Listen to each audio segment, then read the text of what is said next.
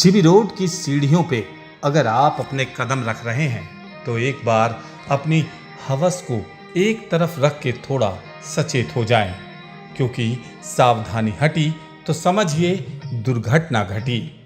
जी हाँ, दिल्ली के इन कोठों की तरफ अगर आप आकर्षित और उत्तेजित हो रहे हैं तो थोड़ा सावधान हो जाइए, क्योंकि यहाँ हुस्न के बाजार में आपके महीने भर की मेहनत की कमाई चंद पलों में आपसे जुदा हो सकती है।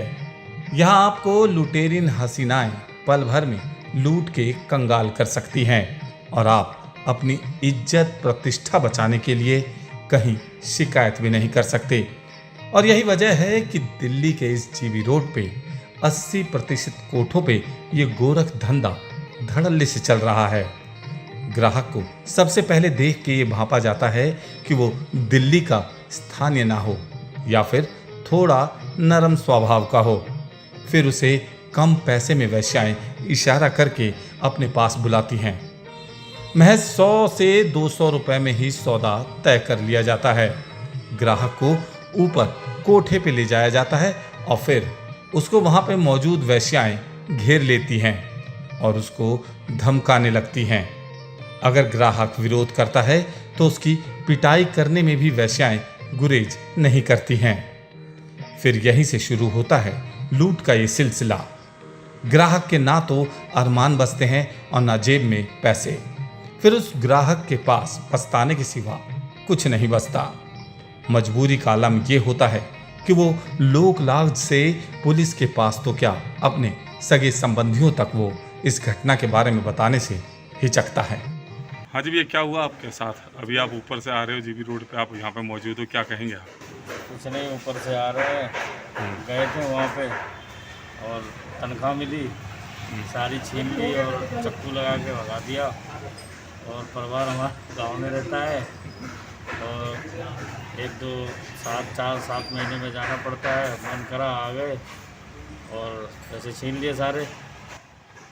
तो अब पैसे छीन लिए, वहाँ पे मारपीट भी हुई आपके साथ? हाँ, मारपीट करने जा रहे थे जी, मारपीट भी की आपके साथ? जी, और पैसे भी सारे छीन लिए? सारे छीन लिए। हाँ जी भैया, आप साथ में थे इनके, तो क्या हुआ था? आपके साथ भी छीना झपटी और लूटपाट की है? जी सर, मैं तो उनके साथ में घूमने के लिए आया था जी। इसलिए मुझे कुछ पता नहीं था कि यहाँ पे क्या होता है क्या नहीं होता है। ये सर मेरे साथ में गया अपने। जी। जब मैं इनके साथ में ऊपर गया जी। तो उन्होंने मैं बिठाया जी। और पूछा कि सर क्या लोगे आप? तो सर मुझे कुछ पता नहीं था इस चीज़ के बारे में, यहाँ पे क्या होता है क्या नहीं होता है। फिर उन्होंने हमसे पूछा आपके पास क्या क्या कोई सामान तो नहीं है, कोई अवैध सामान तो नहीं है, चोरी तो नहीं है, क्या क्या आपके पास है? तो मैंने उनको दिखाया कि सर ये मेरा मोबाइल है, बस पर्स है मेरा एक। तो क्या मोबाइल भी छीना आपका? सर मोबाइल वो छीन रहे थे, हाँ। मगर फिर हमने उनसे बोला सर प्लीज़ हमारा मोबाइल मत छीन। कितने पैसे छीन लिए आप लोगों से? सर मेरे पास 1500 रुपये थे। हाँ, और आपके साथी के पास? उनके पास 2500 रुपये थे।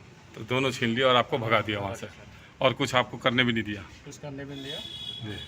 वहीं दूसरी तरफ अगर किसी ग्राहक को इन कोठों की सही जानकारी हो या कोई विशेष जान पहचान हो तो उसके साथ ऐसी घटनाएं होने की संभावनाएं ना के बराबर होती हैं।